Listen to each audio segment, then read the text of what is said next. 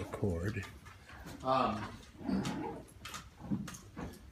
You know, here's a funny math kind of optimization problem. If I give you a line like this, I'm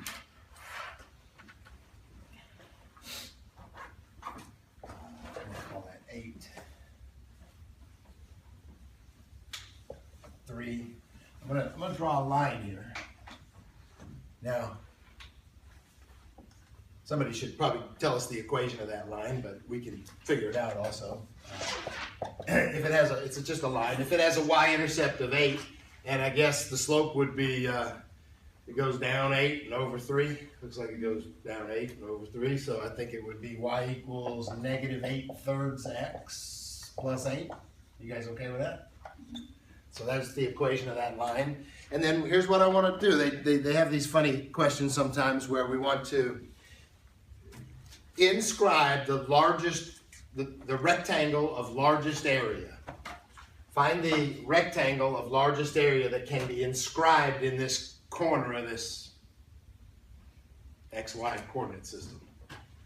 So how do you make a rectangle that, and the word is inscribed. Inscribed means it barely fits in there. But what that means is if there's a rectangle going to sit here, then one of its corners is going to hit this line. And so there you, once you decide where it hits, there's the height and there's the width of this rectangle. And I'm trying to maximize this area. I would like to maximize the area of the rectangle that fits in this corner of this problem. Are you guys with me? There's a problem in the book kind of like this, and I just made this one up. I want to maximize this area.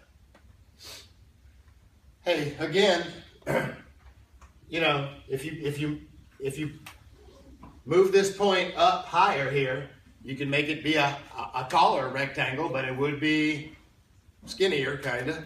If you moved it down here, it would be a shorter rectangle, but it would be wider. I mean, I don't know. There's a million rectangles that'll fit in here of different dimensions. Anyway, we're looking for the one that has the maximum area. And then there could be two ways I ask this question. One is, what is the maximum area? Or what is that point that will give you the rectangle of maximum area? But I feel like I want to write an area problem. Area, and we worked on area last week. It's pretty easy. Area of a rectangle, of course, is real easy. What would you call this distance? It can change. It can be wider or shorter, but I would call it x. Thank you. What would you call this distance? I would call it y. I sure would. So I think my area would be x times y.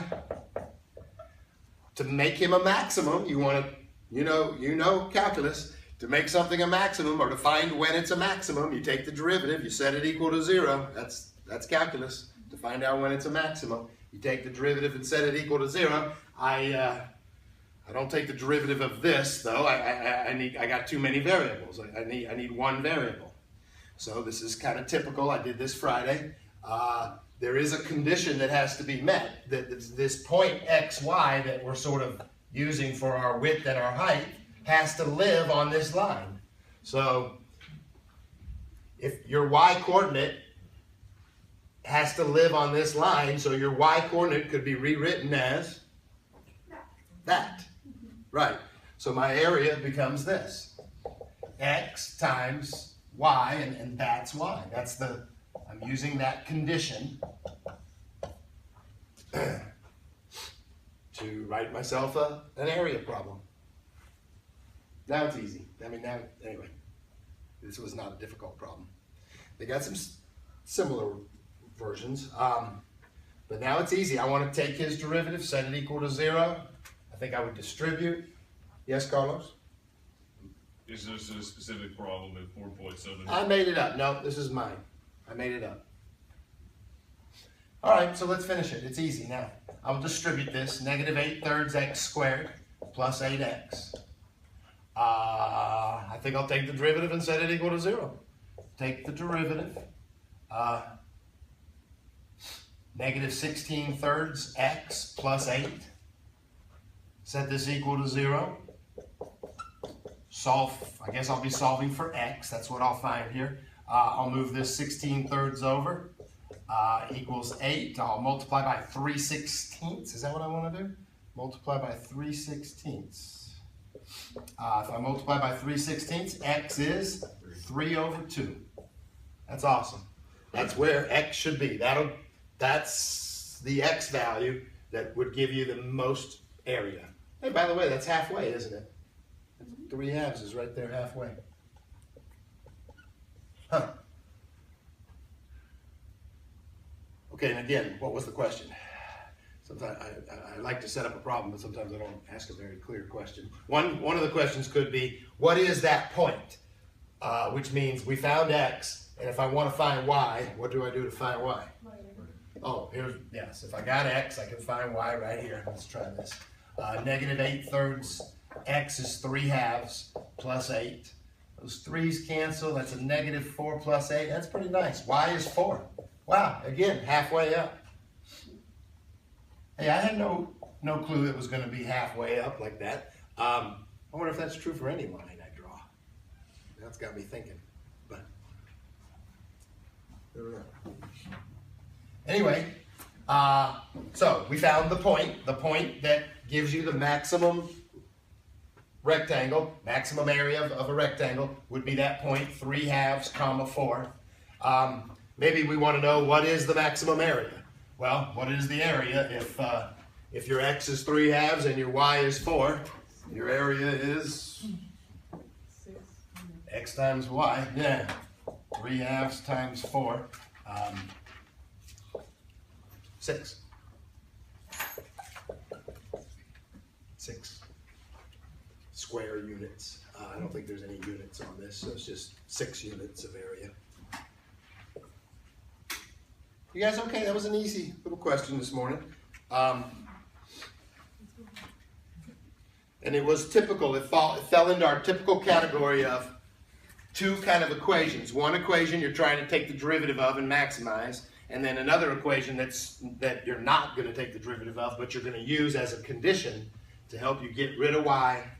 This is very typical to have these two equations. I did a couple problems last week like this. Any questions? Okay, let me show you another problem.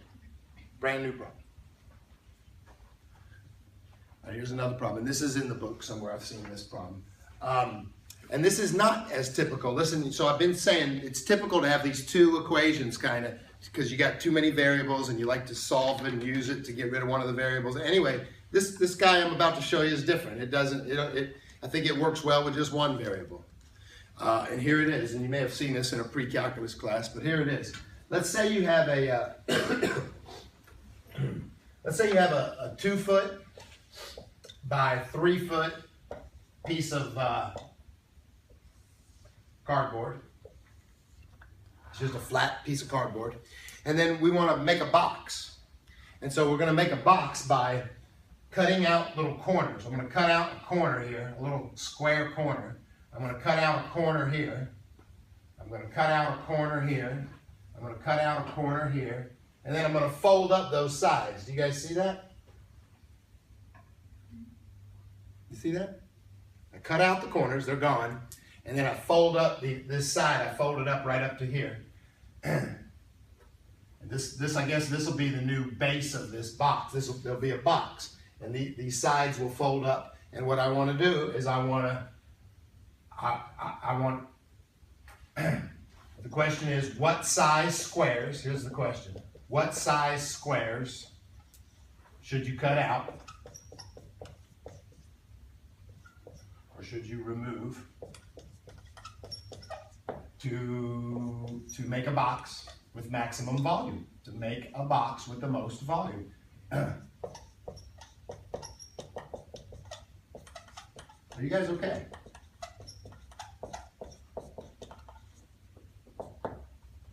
Is that a question?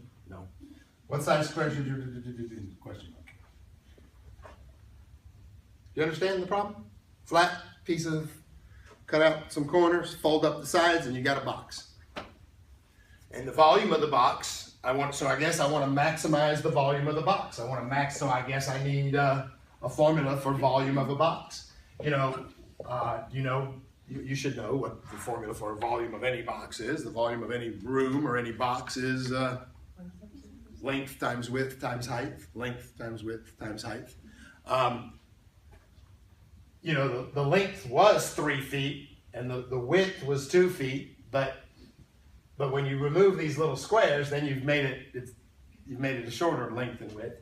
In fact, and really though, here's the key. The key to doing this problem is the question was, what size squares should you cut out of the corners? You need to label those little squares X. Because that's the question. What size square? So I'm labeling this little square. This is a little X by X square that I'm cutting out. That's my variable. This one is also a little X by X square. This is an X by X square. These are all little X by X squares that I'm cutting out. Hey, after I cut out those squares then, what would be this new length? 3 minus 2x. Good job. Listen, it was 3, but I just took off that X and I took off that X. You guys see it? So what am I left with here? 3 minus 2x. You guys okay? Not too bad. Very geometric. It was 3. You remove that X, you remove that X. So what's this new length here? 3 minus 2x. Yes, Carlos? I'm still not seeing how you get the 3 minus 2x right there. Right, I just explained it again while your hand was up. That's why I said if you had 3 and you took off that X and you took off that X, then you have 3 minus 2x. Why would you take on those X's? Well, because you're cutting them out so you can fold up these sides. What about over here? This was 2. This was 2, but now I'm trying to get you to tell me what this length is. The whole length was 2, but if you remove that X and remove that X, then what's left here? 2 minus 2x. So that's the length of the box. That's the sort of the width of the box. What about the height of the box? X. When you fold up this side, then this side will be the height of the box. When you fold it up, and how high would it be? It'll be X. You guys okay with that? This is not the hardest problem in the world, but you may have never seen it before. Sometimes they make you run through it in a pre-calculus class because they know it's coming up in a calculus class. It's a nice problem. Cut out some squares and maximize the volume of this box. But we got it now. We're home free. Listen, the volume is that length, 3 minus 2x, times that width, 2 minus 2x, times the height, which we just described as x. So there's the volume. And notice, there's not too many variables. Remember I said this is a problem that just has one variable. You don't have, so we're ready to take the derivative, set it equal to 0, find out when it's a max. Hey, before you do a derivative, you want to FOIL it out a little bit? Maybe you don't want to FOIL it out, but if I'm going to do a derivative, I think I want it FOILed out, don't you?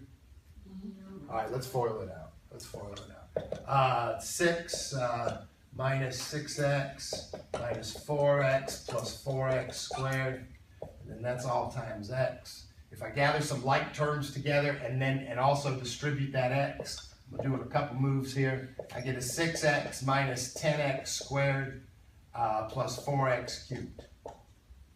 I FOILed it out, gathered a few like terms, distributed the x. I hope I did it right. But that's my volume formula.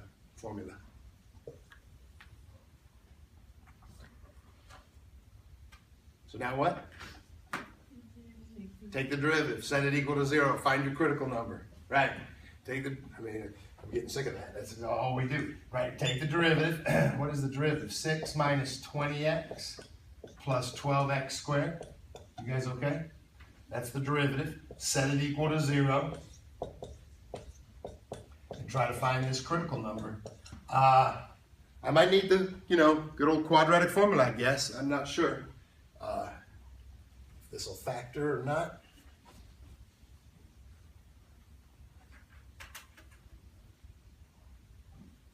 just, hang on, let me, let's see, can I divide by 2? I'm allowed to divide by 2. That'll just make everything small. I'll divide by 2. I'll also write it in order. It'll be a 6x squared minus 10x plus 3 equals 0. I divided by 2 and I sort of rearranged the order there, that's all. Does it factor? Does it factor? Probably not. 3x, 2x, and 3 and 1. 3 and 1. Yeah, probably not. All right, I'll do the quadratic formula. X is negative b plus or minus the square root of b squared minus 4 times a times c all over 2a.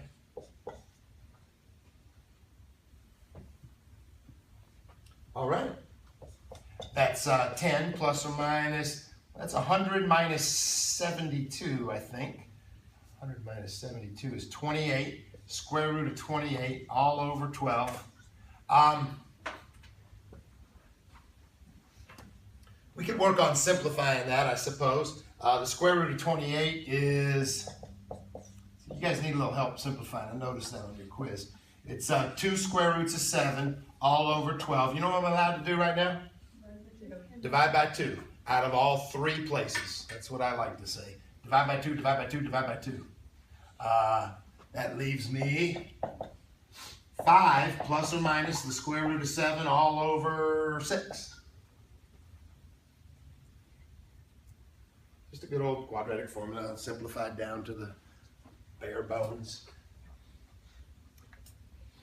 This is a word problem. When it's a word problem, I sort of believe in decimalizing. I want to, I got to tell my machine how to cut this. Anyway, I'd like to know what that number is. Can you guys, and by the way, there's 2 numbers there. Let's work on this with a calculator. What is 5 plus the square root of 7 divided by 6? 5 plus the square root of 7 divided by 6? 1.27. 1.27? Yes. 1.27. If you want an approximation, And what about 5 minus the square root of 7 over 6? 0.39. Point, what? 39? Thank you. that is really good too. 0.39. Okay. Well, then which one is it? Or is it, maybe I got 2 options.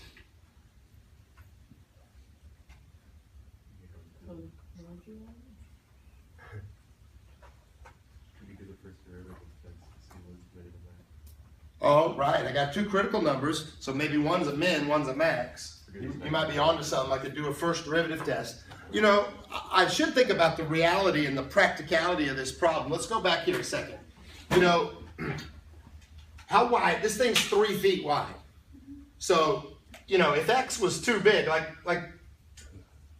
if this x was 1.5 and this x was 1.5, you'd be cutting out corners of 1.5 and you'd have no box. Are you following me? I mean, if this x came over here and cut out 1.5 and this x came over here and cut out 1.5, there'd be no box. In fact, let's look at the shorter side actually. This length is 2. So if x was a 1 and this x was a 1, you'd cut those squares out, you'd have no box. You'd have no volume, no box actually. So that this is look at the shorter side, that's better. I'm suggesting that x has to be less than 1. Or you got no box. This almost goes back to the very beginning of this chapter where I'm in a practical situation where I'm sort of working on a closed interval. Listen, the only x's that are valid or good are x's that are half this width. So any number between 0 and 1 is what I'm looking for. X's that are between 0 and 1, I'm only working between 0 and 1. So now I know to throw this guy out. I mean, he's just no good. If you tried to, you'd have no volume, or you'd have a negative volume. Or I mean, you could actually go plug him back into the volume problem, and you'd find out that It'd be negative. So I throw him away, and there's my answer.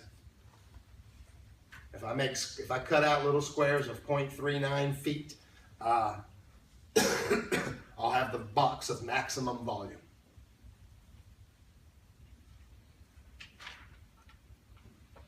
So what was the question? What size squares should you remove? Okay, I think I just answered that. 0.39 by 0.39 little squares is what I should, that's the answer. Maybe they want to know what's the maximum volume. Well, in that case, I'm not quite finished. If I want to know the maximum volume, this is the critical number that gives me maximum volume. I figured that out.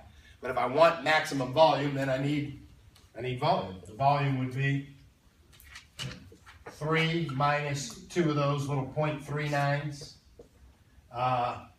2 minus 2 of those little 0.39s. And then the height, which is a 0.39. You guys with me? X equals 0.39 is the critical number that gives you maximum volume. Plug it back in and you'll get your volume right here. I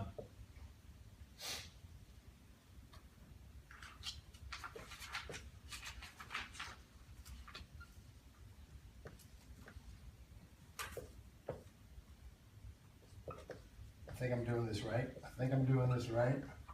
Somebody can help me. That's the volume of the box, I think.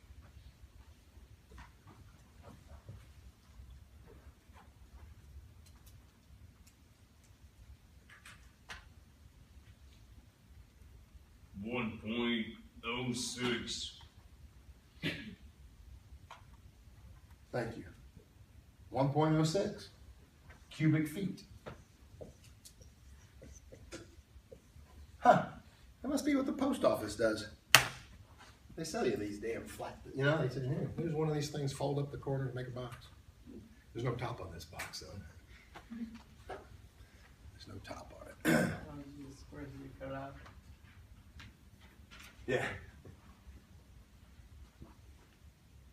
Well, that was fun. Okay, let's do, I can mess around here, but did you try anything in 4.7? Do you try anything that you might have a question on in 4.7? Yes? Yes, number, which one was it? I think it was problem number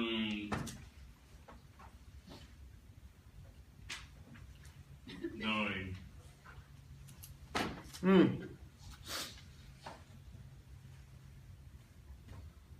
Yeah. Okay. I can help them with 9. I really feel like y'all can do 9. We've done a few examples. You tried 9 and you couldn't figure it out, huh? It's too hard.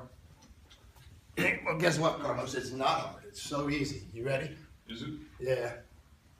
I was just really so short on time on the weekend. I hardly had any time to look at this section. Okay, well, did you actually try it, or what did you do? You just... Well, I thought about trying it, but I didn't have access to the solutions for 4.7 for the math ones. I didn't get the chance to take the of the section. Okay. Then maybe you got it right then. It says find the length and the width of the rectangle that has the given perimeter and maximum area. So we did one like this, except I made it more interesting. This is really boring. The perimeter is 80 meters. The perimeter is 80 meters. It's just a rectangle. I would call it X and Y. And since the perimeter is 80 meters, what could you write down? Good. Perimeter would be all the distance around. Two of those X's and 2 of those Y's have to add up to be 80. So that's kind of a requirement or a condition. But what we're trying to do is maximize the area. So I should write down an area formula. What's the area formula? X times Y. Too many variables. I wish I could use this to help me get rid of one of the variables. Plug it in there. Take the derivative, set it equal to 0, find the critical number. I think I know the answer. The answer is going to be 20 by 20 by 20 by 20. We sort of talked about that Friday. We said when you're just given a certain perimeter, and you want to maximize the area, you should make it a square. To make it more interesting, I put a lot of cross fences. I did some interesting stuff to make it a more interesting problem. But this one's not too interesting. This is it. This is your condition. This is what you want to maximize, and you could easily finish this problem, I think.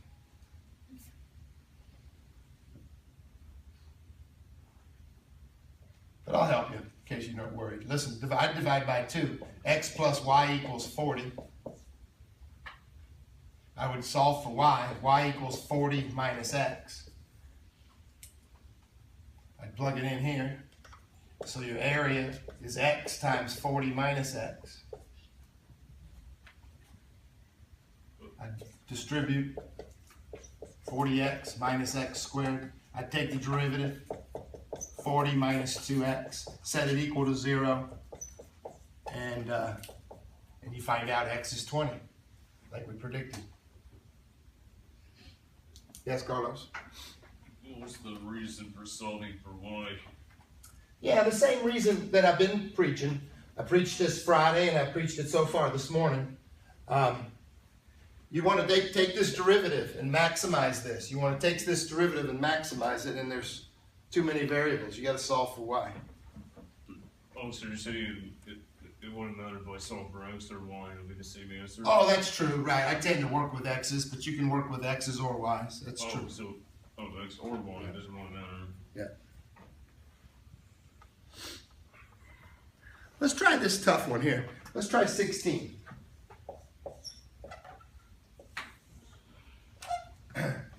(16) says, this is a tricky one, this is tough.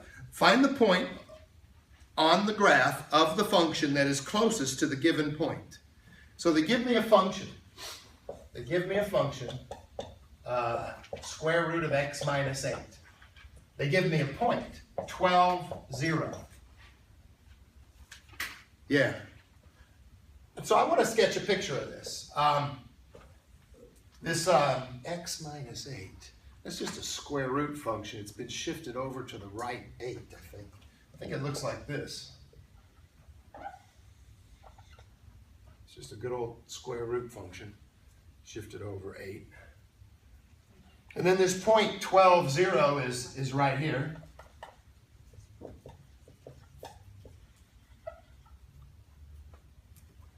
And I read the question, I didn't write it all up there. It said, let's read this again. Find the point on the graph. So I'm looking for a point on the graph that is closest to this point. So, you know, hey you guys, it could be this point, this point, this point, this point, this point. I mean, I don't know. I'm looking for a point on the graph that's closest to this point. Hey, you know, they use this word closest. That's good. I'm looking for a point on here that's closest to this point. You know, maybe it's this one.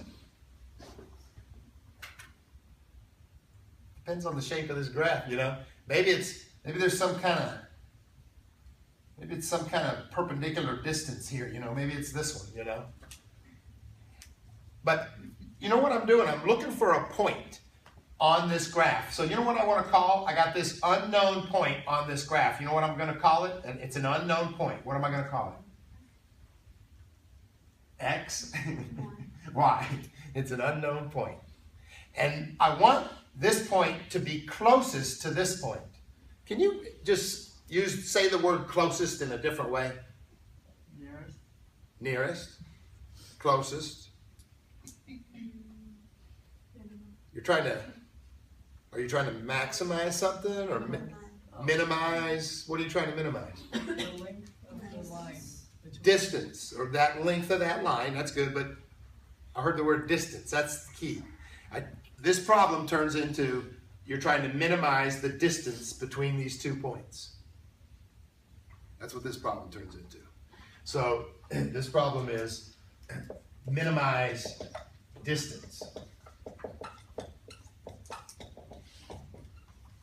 Okay, well then guess what? I mean, listen, when I try to maximize volume, I got to create a volume formula. When I try to maximize area, I got to create an area formula. When I try, you know, I got to do whatever whatever the problem dictates I do. Well, this time I'm trying to minimize distance. So you know what I think I need? A derivative. Well, but I need, before I do the derivative, I need a formula. I need a distance formula. I think I need a distance formula between 2 points. Here it is. The distance between 2 points is the square root of, just hang on a second, Carlos. The distance is the square root of, the distance between 2 points, you should kind of know this, but it's kind of out of the blue. You subtract your x's and square them. And you subtract your y's and square it and add it together and put it under the square root. That's the distance formula. It's this x minus this x squared plus this y minus this y squared. This is what you're trying to minimize, distance. So you're going to want to take his derivative. Great. Hey, it's got too many variables. I don't like all these variables. I got to do something about that y, or that x, but I like to get rid of that y. Any ideas? Is there another equation somewhere that helps me get rid of y? The function. The function, I mean, that's the thing. If you're a point that lives on this function, then your y value is always that, the square root of x minus 8. That's your y value. Right. Okay, so now I'm changing it to this. It's the square root of x minus 12 squared. Now watch, you guys. This y minus 0 is just a y.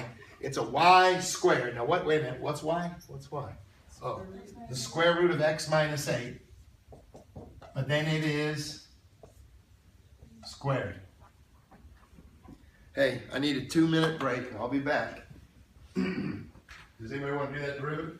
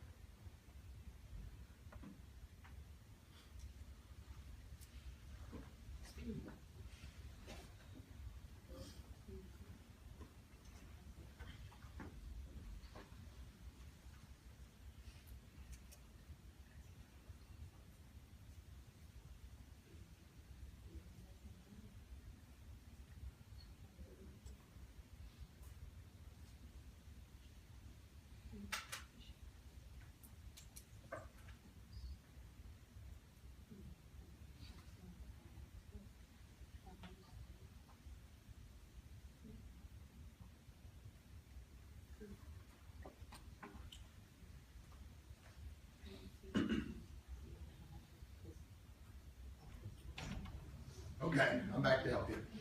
Hey, did you want to do this derivative? Did you try to do it? I'm gonna keep cleaning it up a second. Hang on. It's a big square root, and it's got this x minus 12 squared. I'm just doing one move here. When you square that square root, it's just an x minus 8, right, you guys? But now it's inside this square root. Anyway, I've got my distance formula set up. It's all in one variable. I want to minimize this distance, so I should take the derivative, set it equal to 0. There's a little nice trick here. To make the derivative just a little easier, it wouldn't really be the end of the world. I mean, this derivative would be all this stuff to the 1/2, and then the derivative would be 1/2 all this crap to the negative 1/2 times the derivative inside. Anyway, we could do all that. Listen to this funny concept. Listen to this. If you've got a bunch of distances, this distance, this distance, this distance, this distance, this, if you got a bunch of distances, you know, one of them might be the minimum distance, the smallest one, right? Okay, check this out. If you took all those distances and squared them, the one that's the minimum will still be the minimum. Does that make any sense? If you you got all these different distances, if you just squared them all, the smaller one will still be the smallest one. So they do this now. We do it again up in Cal 3. We run into a distance problem like this. And it's just nice when you're trying to minimize distance, what you can do is get rid of the dang square root. Instead of minimizing the distance, you can minimize the distance squared. I think I just convinced you of that it would be the same minimum. So the distance squared would be this formula without the square root. And I don't really want to call it d squared because I don't really want to complicate. I just want to call it, Jesus, maybe I want to call it ds, distance squared. But I just want to do this problem without the square root. And I think I convinced you of that. Did I convince you of that? Let's minimize this instead of the square root. The truth is, it hardly matters in a way, but it just saves me a little bit of derivative work. It saves me a little bit of derivative work. Here I go. I want to take this derivative. I'm just going to call it d, and I'm taking the derivative. And what is the derivative? 2x minus 12, right? Plus 1. You guys okay? Set this equal to 0. That's a 2x minus 24 plus 1. That's a 2x minus 23.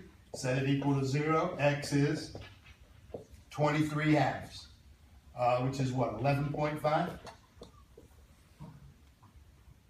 The question was, what was the question?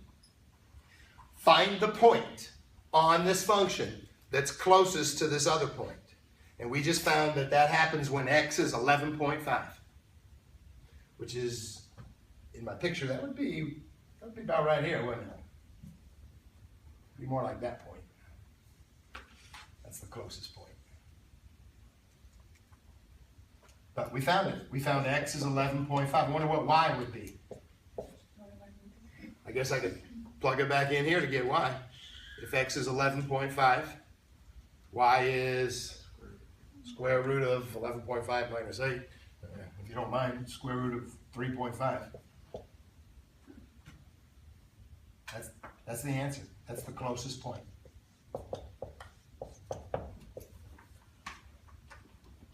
It wasn't too hard. I mean, the hard part is sort of the setting up, I think, and that's why I spent a lot of time helping you. And then we had this funny concept of, let's ignore the square root.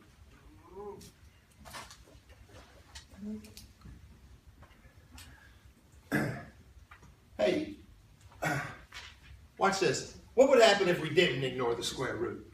If I wanted to take this derivative, I mean, I spent this whole long time just telling you to ignore the square root, but if I didn't, I want to show you something. If I just did this derivative, like we sort of discussed, we said it would be 1/2 all this junk to the negative 1/2, right, you guys? And then times the derivative inside, and then the derivative inside would be me working on the derivative inside the square root, so there's no square root, and that would be this, the derivative inside, right? Just the derivative inside would be that 2x minus 12 plus 1. Hey, if I set this equal to 0, watch this. This 2 could be thought of as being in the denominator. This big nasty square root thing is in the denominator. And what's my numerator? My numerator is that. And when does this terrible looking derivative equal 0? When the numerator equals 0. So it boils down to when this numerator equals 0, which is essentially the same math I did a few minutes ago. I just didn't have to deal with that square root thing, but you could deal with it if you want. But because it ends up in the denominator anyway. So, all right, listen, you should work a little bit in 4.7. You should try to figure out some of these problems. As you can tell, there's a wide variety of maximizing and minimizing. What about on your take-home quiz? Did anybody try anything on there that you want some help with? On your take-home quiz? It's 10 to 8, so class starts in about 10 minutes.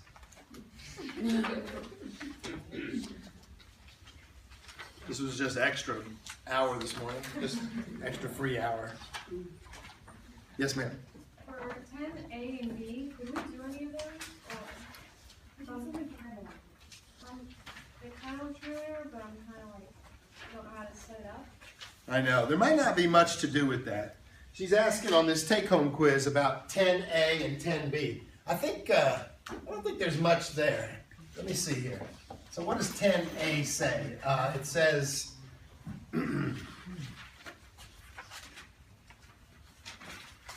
you got this quadratic. Yeah, you got a quadratic. ax squared plus bx plus c. And it says, how many points of inflection does it have? Well, I got a few different thoughts on how I can answer that. This is pretty darn easy. You know, one way I can answer it is very visual. If he's a quadratic, he's a parabola. If he's a parabola, he has to look like this. How many inflection points does a parabola have? How many times does a parabola change concavity? It doesn't, I guess. You following me? He's a parabola. I don't think parabolas have inflection points. Never.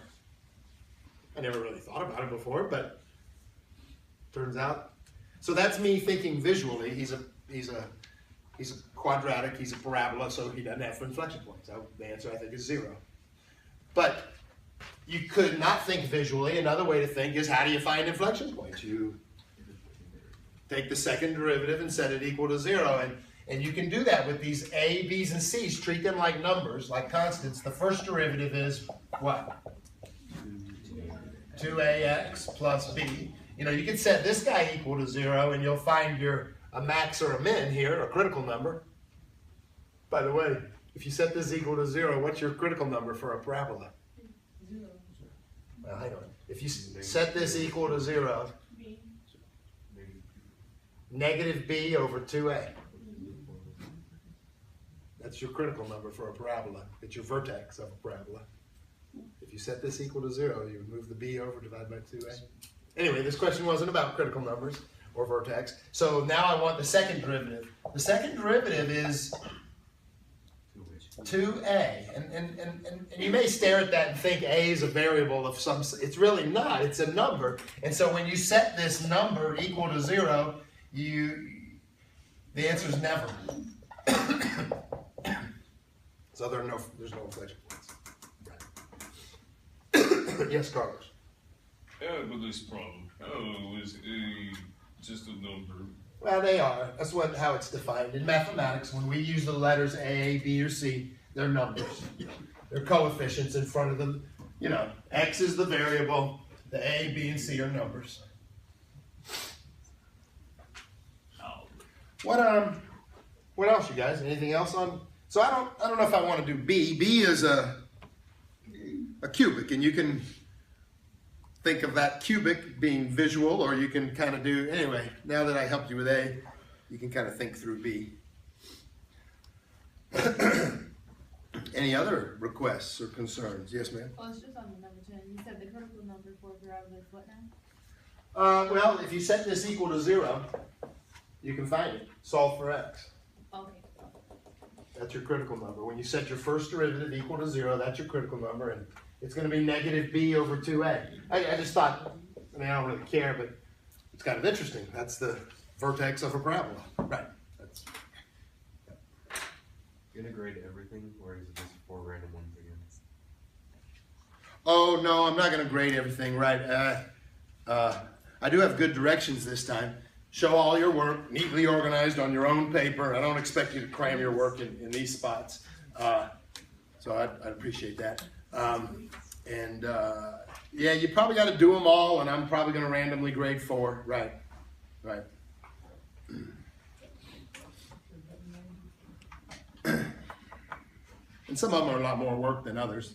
That 10 isn't too much work. Some of them require quite a bit of work.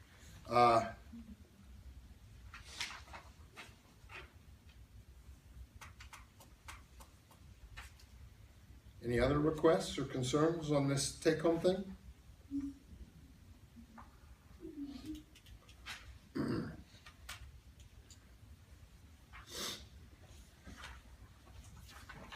You guys should try some of it. That number 11 is a good one. I don't want to help you right now, though. I'll let you think about it a little bit, but I might help you Wednesday with that.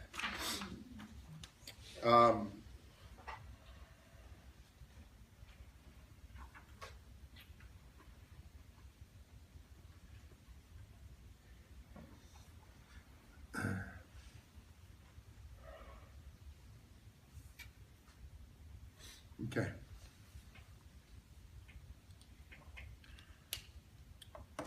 What about on Friday's quiz? Do you want any help with anything on Friday's quiz? Yes. Do you remember a particular one that bothered you on Friday's quiz? Problem 3. Number 3? Which was the first one on the back page? Yep. Yeah, that's right. I got you. There it is right here. Yeah, this is a good, let's look at this a second. F of x equals 6x e to the negative 2x. You know, you do get to have your graphing calculators, and I don't know, maybe you don't really know how to use them, or maybe you think you're cheating. I mean, you're supposed to do calculus, and you're supposed to analyze using the derivative and the second derivative, and you're supposed to analyze everything and find increasing and decreasing and concavity. But you are allowed to pick up your graphing calculator and type it in and see it if you know how to use your graphing calculator. And if you do, you discover that it goes through this point 0, and it sort of looks like this. Oops. I mean, it depends on the window you're looking at. Another thing that would help you is you just you zoom in, you play with the window. I mean, that's what helps you use your graphing calculator. Not only do you just type that in, but you adjust your window, maybe kind of zoom in good where you can see this good. Maybe, I don't know, maybe -3 to 3, maybe -3 to 3. I mean, you don't always want to be too zoomed out. Sometimes you want to zoom in a little bit. But another little thought is with these e functions, when we have these e functions, we tend to have these asymptotes at y equals 0. These e functions, well, actually they can be shifted up or down. It doesn't always have to be at 0. But anyway, these e functions have horizontal asymptotes. So that's what this is doing. This is acting like an asymptote here. This graph is bending toward this. So anyway, I got a good graph, but I'm not just grading the graph by any means. I'm grading all the work. And to do the work, you have to take a derivative. And this derivative is a product rule, right? It's a product rule. The derivative of the first would be a 6. Write down the e function plus write down the 6x and take the derivative of that e function. How do I take the derivative of that e function? It's himself times -2 times -2. Right. Now, this is my first derivative, and I think I would like to clean it up. I want to set it equal to 0 and look for critical numbers. I think I should factor out that 6e to the -2x. And when you factor out a 6e to the -2x out of here, what is left right here? 1. A 1. And what is left over here? If we took out the 6 and the e to the -2x, I guess I'm left with -2x. When I set this equal to 0, this never equals 0. An e function times 6 never equals 0. When does this equal 0? When x is a half, I guess. Move the 1 over, divide by 2, when x is a half. So that's your max or min, or, well, that's your critical number. It might be a max or a min, right? I could put them on a number line and test them. That's the only critical number I got. X equals a half. If I pick something less than a half, like 0, let's see, where do I plug that? Plug it in the derivative. There's the derivative. Here's the derivative. If I plug in a 0, that's positive. That's 0. I think it's positive. If I try a 1, this is e to the -2, but that's not negative. E to the -2 is just tiny. I mean, it's not negative though, so this is positive. When I plug in a 1, that's 1 minus 2, so that's negative.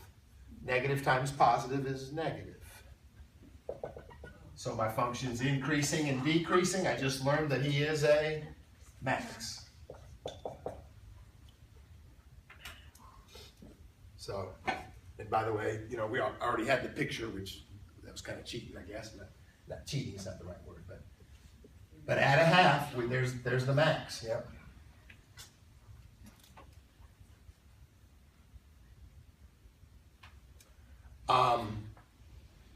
if I want inflection points, oh, by the way, and there is no min, I guess.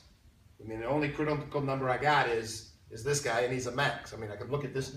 If I'm looking at my F prime number line, there's no mins. Right, there's no mins, but there's a max. If I want inflection points, I need a second derivative. I guess I would do, it's a little difficult. It's a product rule. I would do it right here. Are you ready?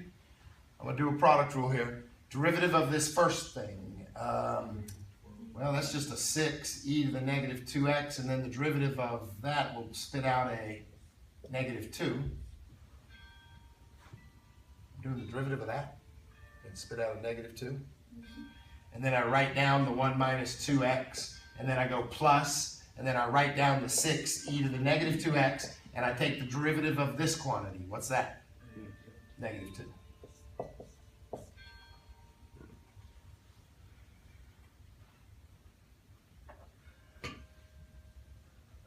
You know, there's a few different ways you can play around here. You could distribute, and what I see is this negative 12. See this negative 12 e to the negative. Here's another negative 12 e to the negative. I can factor it out. That's a negative 12 e to the negative 2x. If I do factor it out, can you tell me what's left right here? The 1 minus 2x plus what's left over there? A 1. So that turns out to be a 2 minus 2x.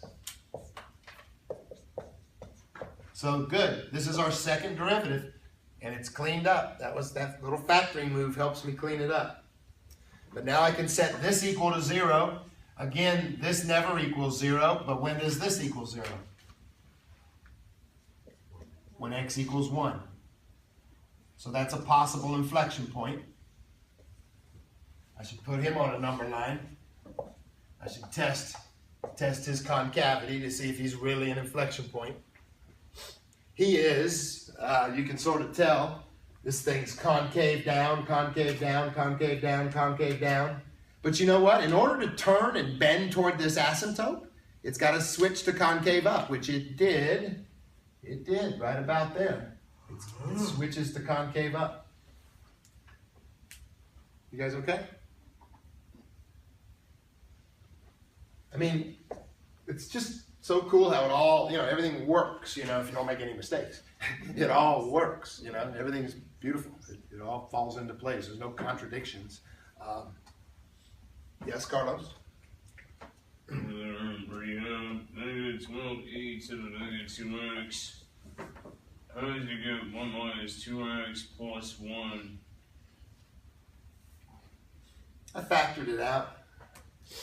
I factored that out of here. That left me this 1 minus 2x. And then I factored it out of here. What's left when you factor it out of here? Because it's also negative 12e, so it's negative 2x. So, and then I asked you to list them kind of relative mins. There was none. Relative max, we got this one here. Right, this half. X is a half. It's not that hard to find the y value. How do I find the y value? Plug it in the original function. If you plug in a half, you get 3e to the negative 1. Yeah, 3e to the, here it is. And that's the y value. Roughly it was about 1.1 or something. And the inflection point is, we found it. We found an inflection point when x equals 1. So when x equals 1 and the y value is, if you plug that 1 in the original function, you get 6e to the negative 2. That's your y value. I mean, it's not the prettiest y value, but it's not hard to find. There it is. That's a good little problem. Here, I might give you back. Yes, Carlos? When you plug in that 1/2 into the original equation, let's see how you get 3e, but what about the negative 1? Yeah. When you plug in a half times 2, you get negative 1. Great. I